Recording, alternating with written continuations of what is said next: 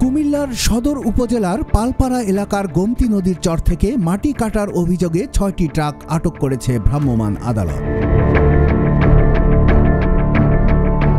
এ সময় ২টি ট্রাকের চালককে ১ মাস করে জেল দিয়েছেন ভ্রাম্যমাণ আদালতের নির্বাহী ম্যাজিস্ট্রেট। অপর ৪টি ট্রাকের চালককে ১,১০,০০০ টাকা করে জরিমানা করা হয়েছে। ট্রাকগুলোকে কুমিল্লার কোতোয়ালী থানায় হস্তান্তর করা হয়েছে বলে কুমিল্লার সদর উপজেলা ভূমি অফিস সূত্রে জানা গেছে।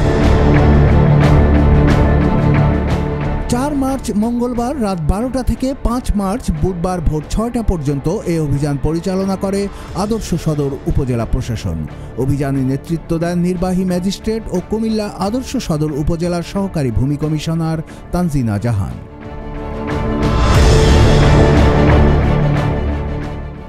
নির্বাহী ম্যাজিস্ট্রেট তানজিনা জাহান জানান, গোমতী নদীর চর থেকে অবৈধভাবে মাটি উত্তোলন করে নিয়ে যাওয়ার সময় যৌথ বাহিনীর অভিযানে ৩টি মাঝারি ড্রাম ট্রাক, 2টি বড় ড্রাম ট্রাক ও একটি ট্রাক্টর আটক করা হয়।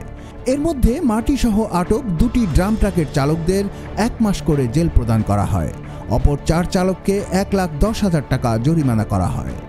তবে এই মাটি ব্যবসায়ীর মূলে কারা রয়েছেন এমন প্রশ্নের জবাবে তানজিনা জাহান বলেন, শুধু ঘটনাস্থলে যেসব ট্রাক এবং চালকদের পাওয়া গেছে, বালুমহাল ও মাটি ব্যবস্থাপনা আইনে তাদেরকে সাজা দিয়েছে ভ্রাম্যমাণ আদালত।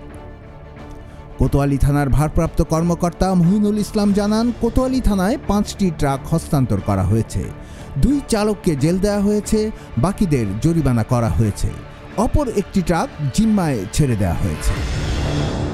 কুমিল্লার কাগজ নিউজ ডেস্ক।